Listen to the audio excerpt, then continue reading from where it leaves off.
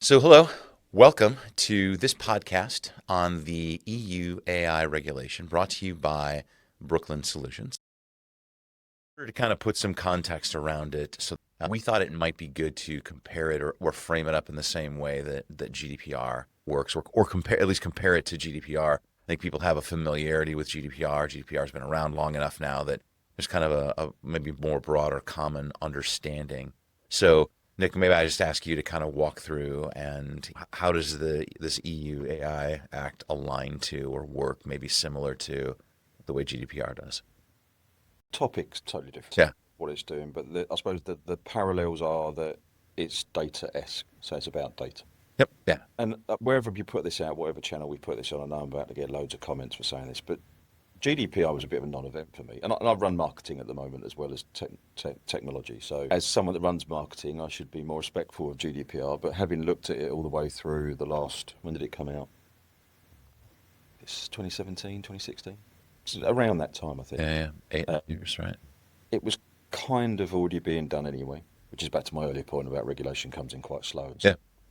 There's been a few fines around it, but it's a big deal. But there's always that kind of legitimate interest with GDPR. That's that the get out clause, which is like you're marketing for legitimate interest. Yeah. It's interesting because just to interrupt you for a second, like being in sales, and I remember when GDPR kind of became more of a thing, there were a couple things that we were doing in sales that got impacted in a big way. One, we were recording calls on a fairly regular basis, and that became something that I think Challenge. people, yeah, well, because of GDPR, they became way more aware of it, and so it was always asked like, or could you turn the recorder off, or and it wasn't always obvious that there was recording, and then the other part of it was in reaching out to people.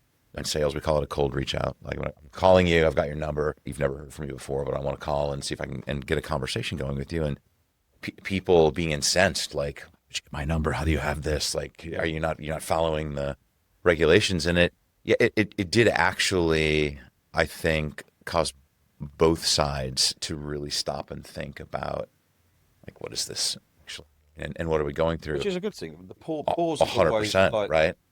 for businesses that were conducting their business in a sensible fashion. It was a bump in the road. But for those, I suppose that's why they put the regulation in place, right? For those that are going really testing the limits and the boundaries of what's acceptable and ethical, Yeah. then it made And that. there's always somebody that's going to do that, The right? interesting thing I found about GDPR though was you talk about meeting and calling. It all just switched it to social channel. Like, 'cause social channels are networks and community opted in to be part of, so you're then legitimate Yeah, targets, so right? so now you're kind of it doesn't You've apply waived your anymore, right really. by Yeah, becoming part of yeah, yeah. that You network. waved your right like that. Yep. So that's where we see a lot of that. But from a alliance to the EU AI Act, the key thing here, which was the big thing around GDPR, is the size of the fine, right? It was 4% for GDPR of global turnover. But now that's for this one, which has gone up to 7% of global turnover. Pretty crazy.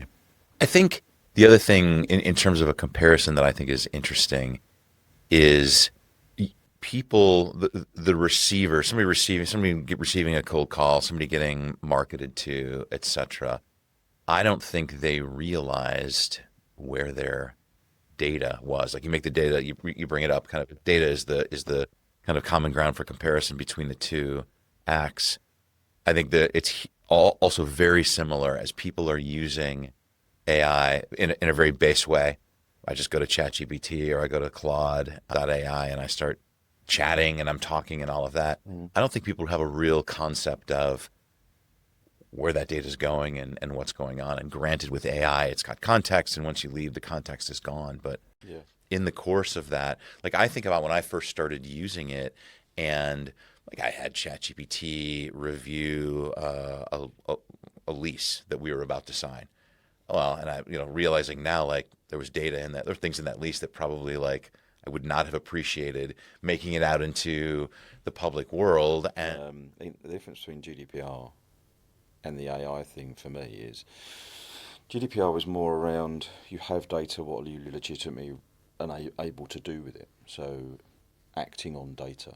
Um, what we'll see more of at the moment with the AI legislation, it seems more around um, outcome based, deterministic direction of travel.